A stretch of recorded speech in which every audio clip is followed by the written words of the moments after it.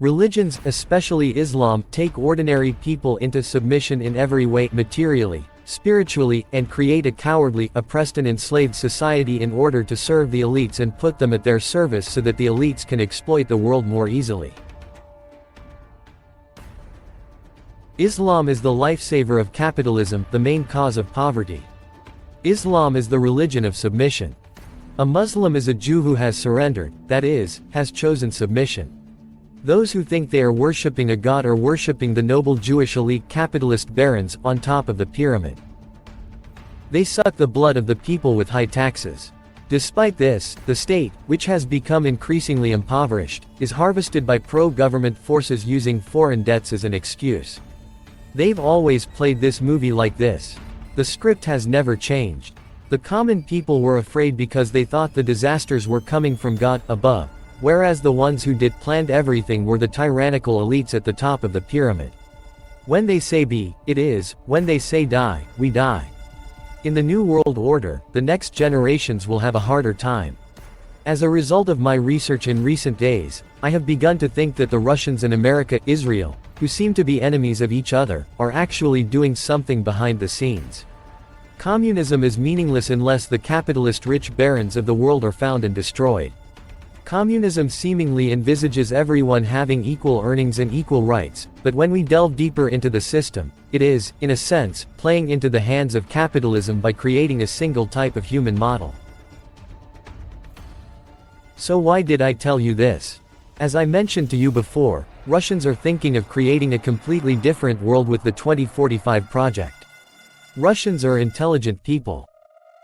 America has seemingly taken the offensive thanks to the CIA, MI6 and Mossad, but many of their shows of power are just lies and balloons. I have mentioned NASA's frauds in my previous videos. That's why they are worried that the Russians will develop the 2045 project and use it for their own interests, and they are accelerating their efforts to leave the world by putting pressure on Elon Musk. Because in the New World, whoever dominates artificial intelligence will dominate the world. Perhaps this technology and/or similar ones were already in use thousands of years ago. Noah's lifespan of 950 years may be metaphorical or real, but I think this lifespan can be lived with the artificial intelligence project.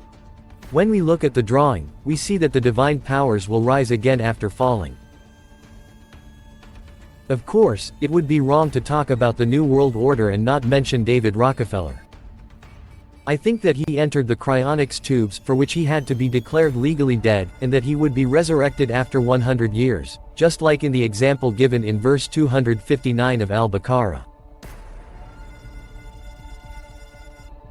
The following statements coming from his own words about this are quite interesting. I want to celebrate my 200th birthday on my 100th birthday.